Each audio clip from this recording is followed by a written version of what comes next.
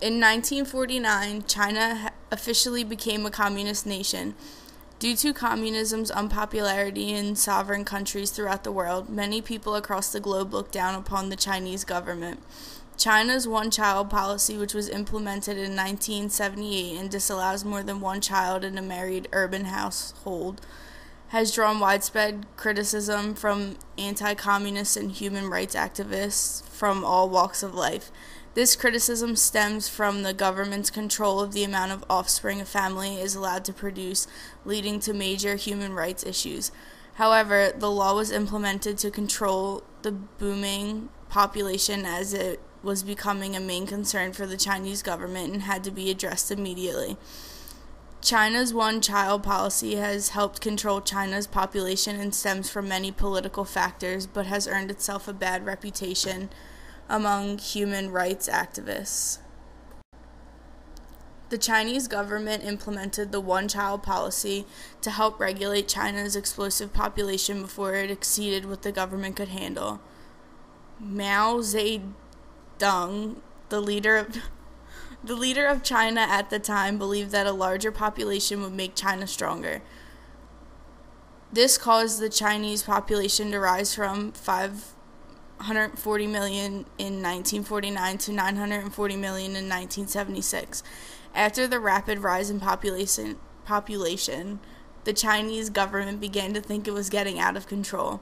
Therefore, the government implemented the one-child policy to help control China's explosive population before lawmakers could not get a handle on the situation. Since its implementation in 1978, the policy has increased contraceptive use, helped families increase their savings, and allowed health services to provide better family planning and prenatal counseling and make it a state policy. China also increased birth control. IUDs, abortion, and sterilization were the most popular. After all of this, the policy prevented 250 and 300 million births between 1949 and 2000, and 400 million between its implementation in 2001. There was an exception for China's one-child policy for the ethnic minority because they were overwhelmed with people in their area.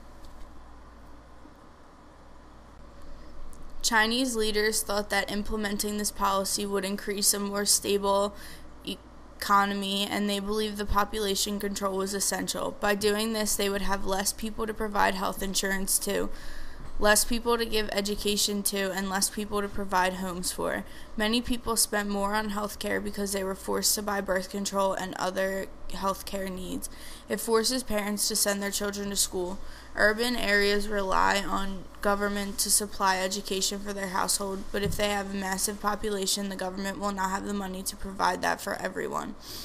With a better economy, more Chinese people save their money instead of spending it. With less people, the Chinese government would have more space and land. Possibly the most important effect on the economy was internal migration. Many people did not stay in one place for too long. In many urban areas, rising incomes make it impossible to see the fine for an additional child. Because they have more money, they can support more children, and their economy is not bad like other areas. Broadly speaking, urban couples are allowed one child. Rural families can try for a second if the first is a girl, and women from ethnic minorities are permitted to give birth 2 or 3 times in their lifetime. People of the rural areas were more worried about not having benefits, not being able to supply their children with health care, education, somewhere to live, and food to eat. Although the majority of China's population agrees with this policy, many human rights activists throughout the world denounce the policy. Human rights activists claim the policy imposes on the people's rights to have children and that it promotes late-term abortions and gendercide. Chinese culture prefers to have a male child to carry on the family name. Therefore, some feel that the government has forced women to having an abortion if the child is a girl, a term known as gendercide. Forcing women to have abortions and ending their pregnancy very late in their term made many women commit suicide.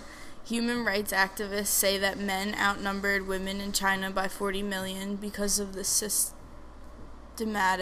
elimination of girls.